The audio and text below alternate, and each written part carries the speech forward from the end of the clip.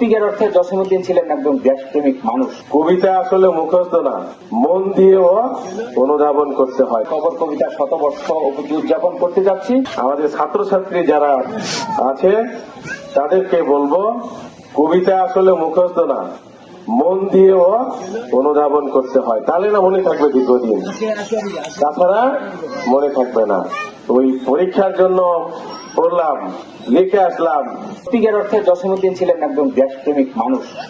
না হলে কলকাতার মতো জায়গায়, কলকাতা বিশ্ববিদ্যালয়ে উনি পড়ালেখা করেছেন, কলকাতাতে তথ্য বিভাগে চাকরি করেছেন। আর ওই সময় মানুষ কিন্তু কলকাতা কেন্দ্রিক চিন্তা ভাবনা করতো, প্রতিষ্ঠিত লেখালেখি সবকিছুতে কলকাতা কেন্দ্রিক ছিলেন। সেখান থেকে কবি এসেছেন, এসে আমাদের ঢাকা বিশ্ববিদ্যালয়ের উনি বাংলা বিভাগের প্রভাষক হিসেবে যুক্ত হয়েছেন এবং পরবর্তীতে উনি কবিতার যে জায়গা ওনার সেই জায়গাগুলোতে আরো সমৃদ্ধ করেছেন, আমাদের সাহিত্য অঙ্গন সমৃদ্ধ করেছেন।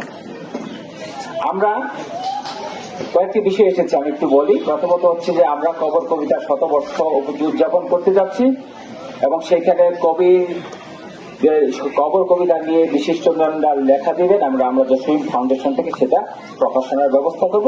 প্লাস হচ্ছে ইলাস্ট্রেশনের যে ব্যবস্থা, বিষয়টা চিত্রায়ন করবো, আমরা চেষ্টা করব যাতে করে সুন্দর করতে পারি।